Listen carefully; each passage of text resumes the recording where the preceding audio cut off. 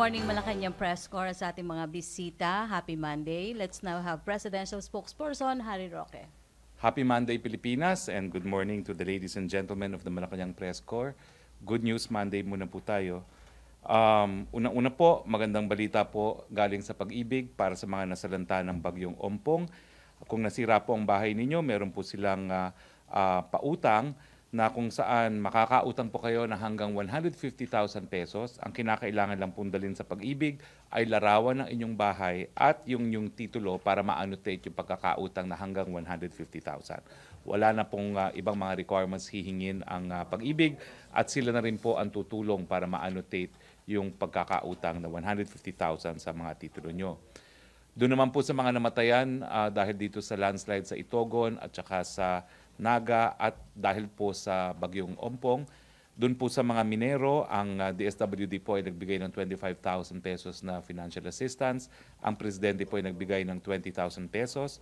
Bukod pa po dito, ang SSS ay magbibigay ng 20,000 funeral benefits at meron din po silang pension loan ngayong buwan na nagkakahalaga ng 2 beses ng isang buwang sahod. No? Tapos, in 3 weeks' time, magpapalabas po ang SSS ng 60 million pension loan para sa mga nabiktima sa Itogon at saka sa Naga. Naparelease na rin po nila ang 362 million calamity loan na iparirelease. At meron pa po silang 500 million pesos para sa mga biktima ng Typhoon Ompong. Ito po ay galing sa SSS at sa Pag-ibig. Other good news, ang Philippine electronic exports earned 3.28 billion in July of 2018. This contributes 50% of the total 5.85 billion exports for the month, according to the Philippine Statistics Authority. Similarly, the Semiconductor Electronics Industries in the Philippines Foundation, Inc. reported a year-on-year growth of 5.38% for the January to July period with 21.61 billion. The United States, Hong Kong, Japan, China, and Singapore were the top 5 destinations for Philippine export products. We welcome the Philippine Growth Outlook by Barclays, a British investment bank and financial services company, stating that the country is seen to reach a growth close to 6.5% in 2018. Barclays attributed this positive forecast to structural inflows, including overseas Filipino worker remittances, foreign direct investments, and government spending. So, umaasa pa rin po ang Barclays gaya ng gobyerno natin na makakamit pa rin natin ang mataas na growth rate sa kabila ng lahat ng mga pagsubok na dinanas natin itong mga nakalipas na buwan. Questions from the Malacanang Press Corps? Questions, MPC? Wow, si Joseph. Question, no more? Sir, last Friday, no? Friday, the President naman admitted himself that he had undergone a colonoscopy, is it? The week before that speech. May we know why he had to undergo such a procedure? I think that's routine. Sinabi naman ni Presidente na talaga nagpapaganyang siyang test regularly. No? So routine naman po yan. Nothing extraordinary.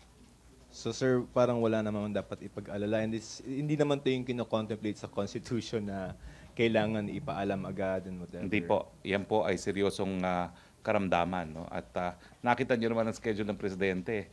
Ako nga po, hindi makasunod sa schedule niya. Karamihan sa inyo, hindi rin makasunod sa schedule niya. No? So tingin ko, yung kanyang hectic schedule ay patunay na wala siyang matinding karamdaman. But what prompted it? Routine po yan something? Sinabi niya na talagang meron siyang karamdaman na kinakailangan routine. Nakalimutan ko ano yung sinagot. Yung sinabi niya yun. Kasama yan dun sa kanyang sakit na regular siyang nagpapa-test. Alright, sir. That's it for the meantime. May follow-up question, Ina? But sir, just for he mentioned kasi both colonoscopy and endoscopy. Both were done last week? Ganun. Sinabi po niya na pareho siyang nagpaganon. No? Pero iisa naman po yan, that's for intestinal-related diseases. No? Okay. And no other findings apart doon sa binanggit niya na yung Barrett's na matagal na rin po yung sinasabi na meron. Wala pong bago. Routine po yan, just to find out kung merong bago. Okay, sir. MPC? Wala. Kung seryoso po yan, di naman niya aaminin ni Presidente. Sabi ko, kung seryoso yan, no? Ibig sabihin, he was so open about it. It was nothing. It was routine. May, Bernadette. Microphone, please. Nestor. Thank you.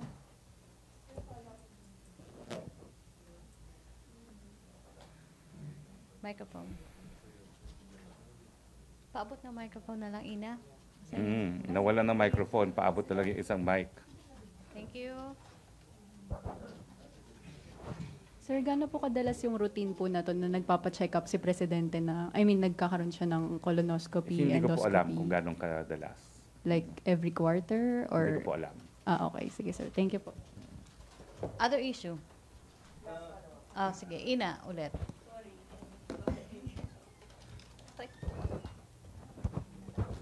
Sir, sinabi niyo kung seryoso hindi niya aminin. Bakit?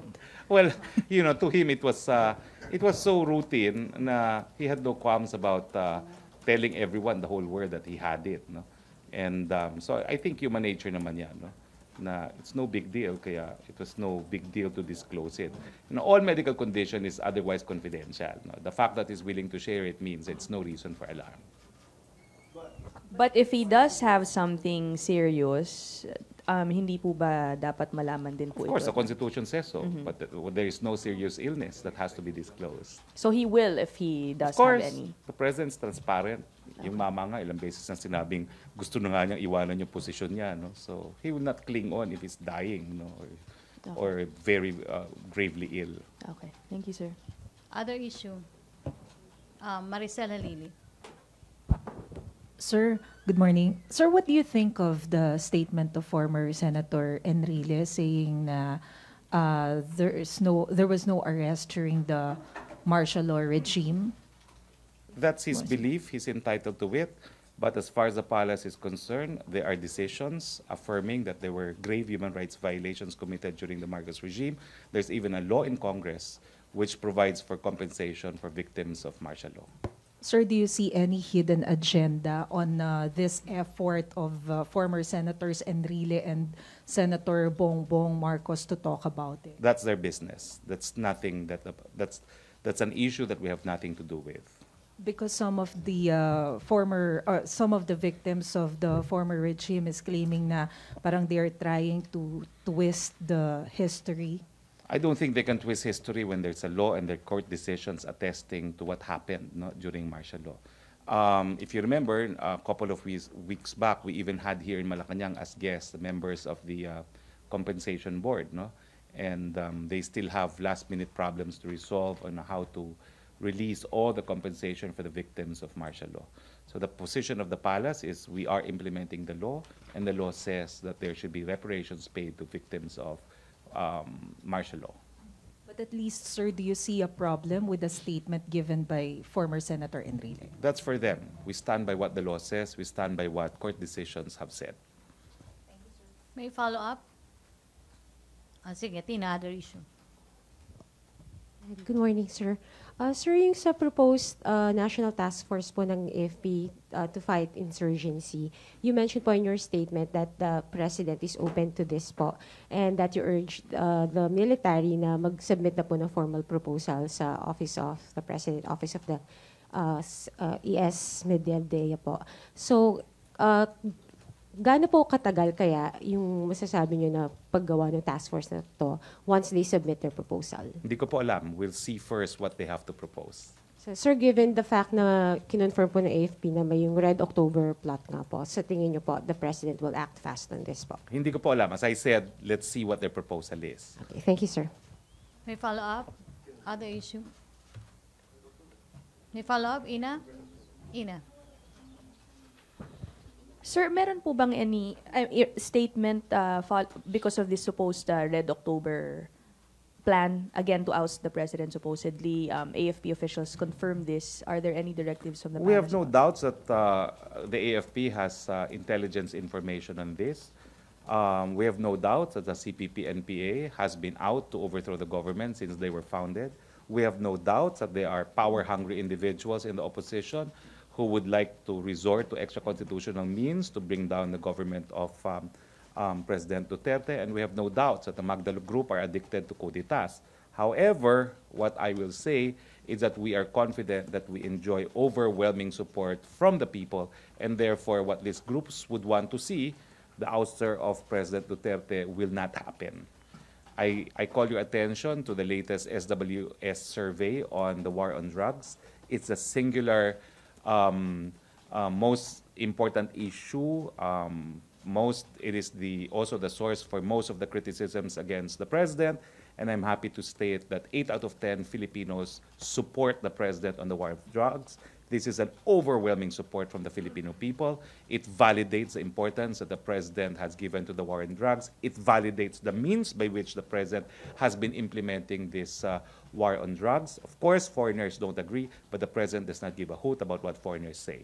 He only cares about what his people have said, and the people have rendered their judgment on the basis of this survey. Take note that I told you that 6 months ago I commissioned also a survey, a more intensive survey, extensive survey involving double the sample, and we got the same results. I think I've distributed that result to you, the Peron study on the war on drugs, no? So I can provide you also the slide. It's the exact same result. 8 out of 10 people support the war on drugs. Bakit po? Doon po sa report ni Peron, ang sabi, because wala pong Pilipino na magdidispute ng katotohanan na mas tahimik, mas payapa ang mga komunidad natin dahil dito sa war on drugs.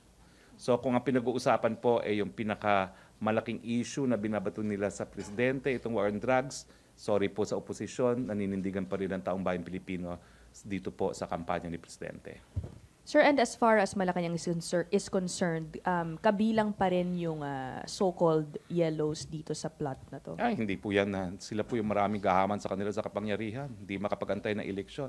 Alam niyo po yung people power, sinuportahan din po natin yan. Pero sinuportahan natin yung people power na 86 kasi yung tinanggal sa pwesto, wala nang mandato. Hindi niyo po mapi-people power ang tao na mayroong mandato. Tinalo po ni Presidente yung kandidato nila ng 6 million votes. Wag na po sila managinip ng people power para matanggal si Presidente sa kanyang posisyon. Okay, because people power po will work kung wala pong mandato yung tinatanggal. It will not work when the people elected the President to a fixed term of office. Okay, sir, because meron pong quote si Brigadier General Parlade saying that although they did recover documents linking Tindig Pilipinas to this supposed ouster plot, they withdrew after realizing supposedly that communist leaders were behind it. Ewan ko sa kanila. Basta, hindi sila makaantay. Antayin nyo eleksyon, tumakbo kayo sa eleksyon. Yun lang po, ganyan po talagang demokrasya. Okay, sir. Thank you. Follow up, Christine? Sir, you said the survey on the war on drugs is parang show yung support of the president. Yun lang ba, sir? I mean, is that the only basis? Because it's just one issue that... It's one issue, pero ito po yung pinakamatinding issue na binabato nila labang kay Presidente. Di umano yung mga illegal killings na nagaganap dahil sa war on drugs. Despite po sa mga binabato nila kay Presidente dito sa war on drugs, 8 out of 10 support the President po. So that's sufficient, sir, to say you have that overwhelming support of I the can people. say it with confidence that the people overwhelmingly support the President's war on drugs, as evidenced by this survey, and the survey which I have also commissioned. Joseph Morong. So yun lang pong sa ouster plot. We've been hearing this from the President himself maybe a couple of months ago pa, no? Okay, so there's an ouster plot, AFP confirms it. What is the government doing doing about it? Sinasabi po namin sa taong bayan. Dahil ang taong bayan po ang offended party rito kapag natuloy ang kanilang pagnanais. Dahil nagbigay po ng mandato sa taong bayan, ang nagbigay ng mandato sa presidente para manungkulan ay ang taong bayan. So kung sila po ay magiging tagumpay na patalisikid ng isang hinala ng taong bayan, ang offended party po dito, sambayan ng Pilipino. In recent memory, yung may ganyan na plan to overthrow the president was the former President Roque. That's why she declared 1017, right? We're not exploring that kind of option to With run 8 after. out of 10 supporting the war on drugs, alam mo, sinasabi lang namin ang katotohanan, maraming gahaman dyan. Ang sagot lang namin, dream on. Kasi nga, wala naman silang suporta ng taong bayan. As evidenced by the fact na kung pinaka-controversial na programa ng presidente, 8 out of 10 ang sumusuporta. In terms of capability, you don't think this group will be able to when you won by the margin that the president had in the elections and when you have this kind of support being shown in surveys, mahihirapan po silang patalsikin ng presidente.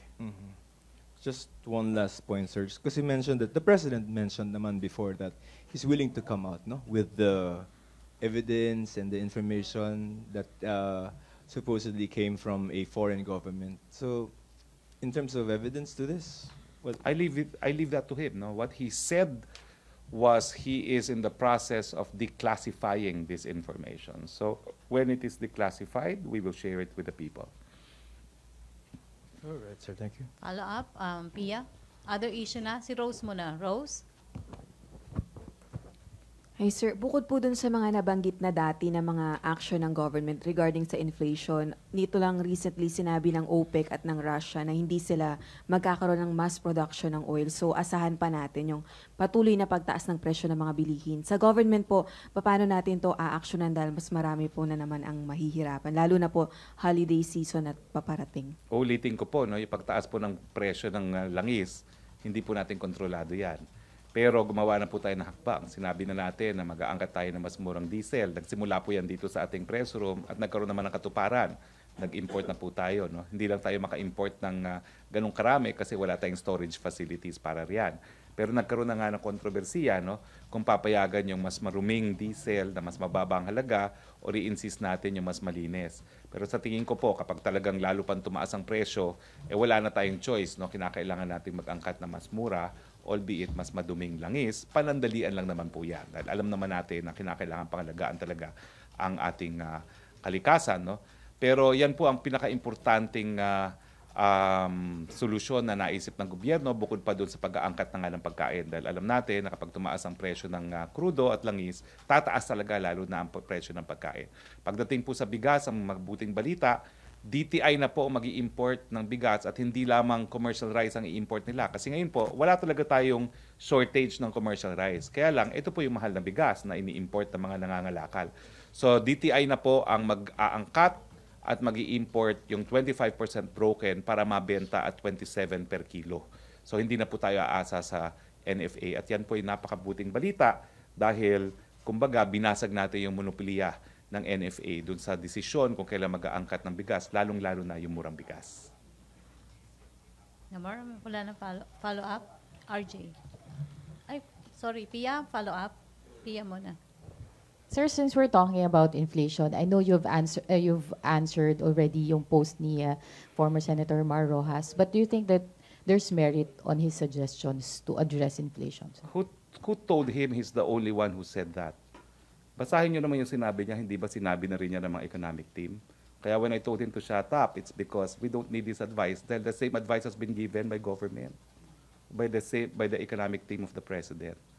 So it's not as if he has the monopoly of solutions. Pero natatandaan ko talaga, nung panahon ng Yolanda, hindi siya nagbigay ng solusyon. There were also some suggestions, sir, like itong repeal of taxes on fuel and other basic goods under train. Nasa batas po yan eh. Pag umabot sa certain presyo, ang presyo ng langis, automatic po yan. Wala nang gagawin ng kahit sino. So kung talagang lumala po ang presyo at tumaas pa rin ang presyo ng krudo, kahit sino po walang magagawa dahil nasa batas yan. Masususpended po ang pag-collect ng excise taxes. Thank you, sir. Okay. RJ? Microphone, please. Sir, bakit DTI na po at hindi NFA ang mag-aangkat ng bigas? Because NFA does not have the monopoly. That's why we have PITC. Is this the first time, sir, na ang DTI mag-aangkat ng bigas? Hindi ko po alam kung first time, but certainly in the past, because DTI sat in the NFA Council, it dealt with the NFA, no? Pero there's nothing in the law that created PITC that prevents it from importing at ginagawa na nga po yan ng DTI ngayon. Okay, sir. Sir, kagabi nabanggit niyo po na 2016 pa lang binalaan na tayo ng isang grupo ng geologists na may mangyayari sa Itogon.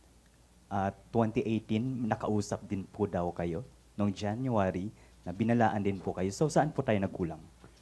Ang tingin ko po, nagawa ko naman yung katungkulan ko dahil pinarating ko itong impormasyon kay Secretary Simatu at si Secretary Simatu sa harap ni Presidente, inamin naman niya na nalaman din niya yung impormasyon. Yung impormasyon na importante para sa hindi nakapanood po, no, na-record po yung parang fountain na bumula, no, doon sa isang dam na nagpapatunay na nagkaroon na ng breach yung dam at dahil doon lumabas yung hangin na nagkaroon ng effect na parang waterfall, parang fountain, no? Ang ibig sabihin po doon, may tubig sa ilalim ng lupa. Dahil pag may tubig sa ilalim ng lupa, lalabas at lalabas yan. Samahan mo pa ng matinding ulam, talagang ang lupa po guguho, no? So, sa akin po, as of now, ginawa ko po ang katungkulan ko kasi ang hirap po as spokesperson, hindi naman ako pwede maghimasok sa mga line agencies. All I can do is to relay the information to them. Ang pangako po ngayon is kung dati nahiya-hiya pa ako, because remember, I was new then. I was new on the job. That was January. I came in end of October 27, so I was very new. I did not really have the confidence to really assert the importance of certain information. Pero ngayon naman po, I think I have that confidence. So, paumanhin lang po sa mga kapwa ko kalihim, kapag meron po tayong impormasyon na i-relay sa kanila, tingin ko magiging mas agresibo na tayo ngayon, lalong-lalo na kung sa tingin ko ay importante yung bagay na yan. Sir, who are these people?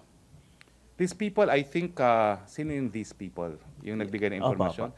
They're actually, they own a mine adjacent to Benguet.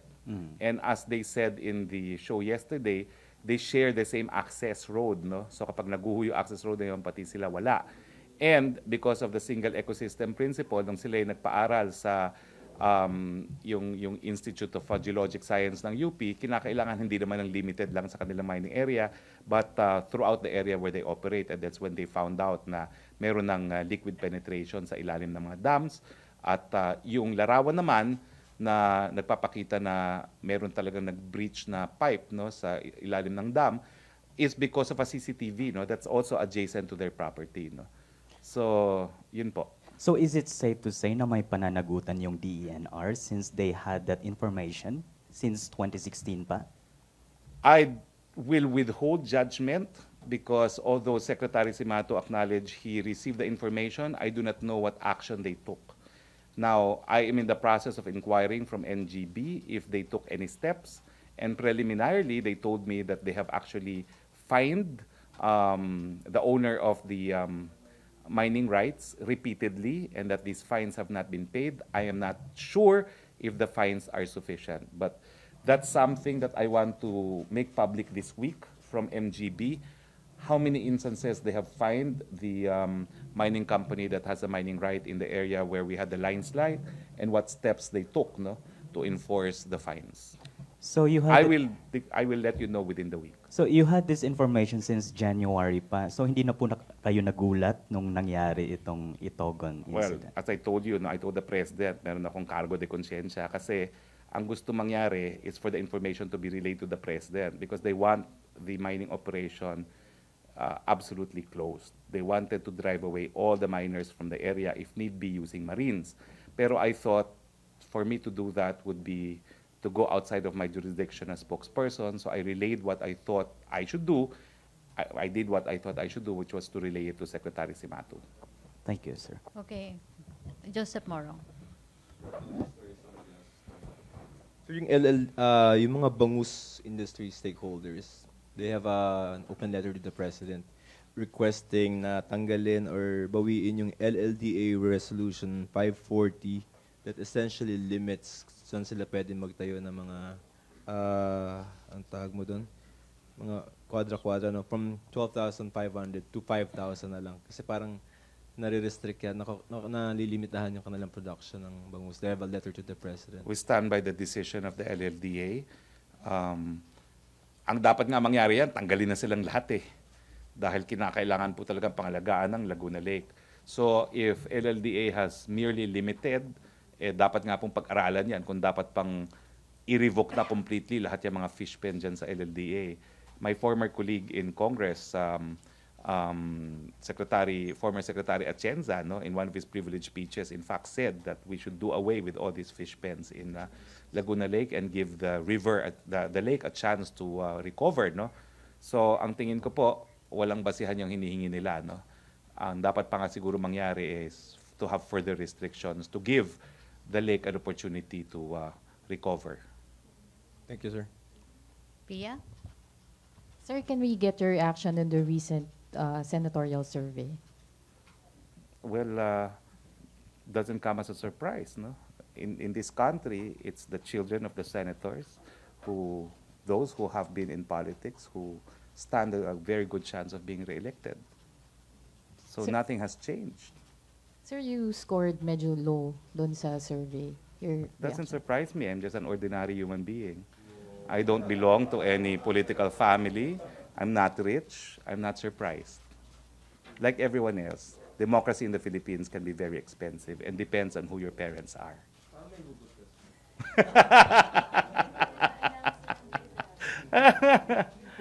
Yes, you asked for my views on the matter. I gave it to you. Parang sir may konting hugot. Wala namang hugot yan because there's hope. Because remember, President Duterte was elected despite the fact that he was in the bottom of the survey at the time of filing of certificate of candidacy. And I think he's a phenomena by himself because he rejected the notion of who may be elected into high office into the Philippines. No, he proved that it is not always the case. So may pag-asa pa naman dun sa mga nasa hulihan. Nasa ng laylayan. listahan. Yes. Dahil laylayan naman si Presidente Digong nung nagsimula siya, only to win with an overwhelming margin. So sir, the dream continues for you. Well, I don't know. This much I could say that perhaps it's no reason why ordinary people should stop dreaming about being elected in high office. So when are you filing, sir? Ano ba sinasabi mo dyan? I still have to make up my mind. Oh. Pero sir, parang Ayaw niyo na ba ako yung- makita rito? Sige kayo. No, we defer to your dreams and plans. Parang sir, kukonti yung admin slate. Ha? Dun sa... Konti rin naman yung opposition eh. Ang nakakalampag talaga Yung yung mga mga incumbent. re-electionists at ang mga anak-anak. Wala dong hindi anak-anak. Excuse me. No one should be daunted because we're not talking of qualifications here. We're talking of family names and how long they have been in the highest echelon of power in this country. Go ahead, go. Tama na yun. Si Alvin Tama na yun. follow up ka. Henry Uri to be followed by Alvin Baltasar. Microphone please, Joseph. Thank you. Sir, susundutin ko lang yung sinabi ni Joseph. Qualification, you think they're not qualified to become a senator? Ako, tignan nyo naman kung sino yung mga nangangalampag. Bukod sa kanilang relasyon sa kanilang mga ama, ano naman ang kakayahang pinakita nila, ano mga batas ang napasa nila. No? Marami doon, mga re-electionists, marami doon, mga comebacking. Ano bang narinig yung batas na ginawa nila? Puro investigation, puro pastariray. Excuse me, kaya po walang nangyayari dito sa ating bayan dahil kulang ng mga bagong pulisiya. Para Tigil na yun, ha? Baka mamaya ko, ano pa masabi ko? Para maging isang mahusay na mambabatas ka, anong hinihinging qualification para maging senador? Unang-una, dapat alam mo naman kung ano yung batas, para alam mo kung ano yung batas na isusulat mo, no? At hahain mo. No? Alam mo dapat kung anong pulisiya, hindi lang pasikatan. Kasalanan din siguro ng taong bayan yan, pero may pag-asa pa kasi nga nahalal naman si President Duterte. Joseph. Sir, we have here the list of the survey. We just have to be very specific as to who you're saying is not qualified. So, top 10. Bahala na po ang taong bayan dyan. Okay. But I can certainly say with conviction that of the top 10, lahat sila anak-anak ng mga sikat. Sir, there are new names here. Okay, so let's go to Sinong the new names? Okay, Sarah. Sino? New names in the senatorial derby. So si Mayor Sara, si Amy Marcos. Diba anak din sila ng presidente? Okay. Oh, Si Lito doesn't that Lapid. artista. Oh. Okay. It feels Mar the mold. Rojas. Diba? Anak din, apo rin niya ng presidente. Wala. Hindi nyo madidispute yung sinabi ko. Katotohanan yan. Oh. We're not naman disputing. Kaya dapat mag-revolusyon yung mga ordinaryong taong bayan. Alvin Baltasar, then Yes. Alvin, your microphone. Yan po ay sukatan ng kasikatan. Hindi po yan sukatan ng kwalifikasyon. Yes, sir. Secretary, yung sa survey pa rin, is Malacanang taking this survey seriously? I mean, gauge ba ito para ma-determine natin kung ano yung ilalayat natin sa, yung sa survey? Well, Siyempre po, para sa mga partido, kalokohan naman yung magpapatakbo sila ng siguradong talo. No? So, kailangan tanggapin din na itong mga surveys na ito ay importante pa rin dahil ang nais mong mangyari sa eleksyon ay manalo. No? So yung survey, gagawin din nating batayan, sir, kung sino yung ila-line up talaga ng partido. I would think all the parties would do that. Clarification lang, Secretary. Mayor Sara is a lawyer. She's, of course. She's very qualified, of course. All right. Thank you. So mag-last question na tayo, Belia. Microphone, please. Hi, sir. Good morning. Sir, I understand ayaw nyo mag-comment regarding sa act ng PNP in holding a press conference to clear Mr. Olivar's name. I don't think it was too clear. Ang latest pronouncement nila is General Eleazar might hold him responsible for what he did. But No? yung pag-hold ng press con, di ba parang ginamit pa yung people's money to air yung side ni Olivar when marami namang bagay na dapat pag-aksaya ng panahon ng PNP. Ma'am, I do not know what to say kasi as a result of that press con, hindi naman po naabsulto itong si Drew. Mukhang ang posisyon pa ng police ay sasampahan siya ng kaso. So, are you looking forward na talagang tuluyan ng PNP si Olivar? Bahala po sila dyan dahil alam naman ni General Eleazar at General Albayalde ang kanilang mga trabaho. I have nothing but the highest respect for both of them. Okay, thank you. Okay.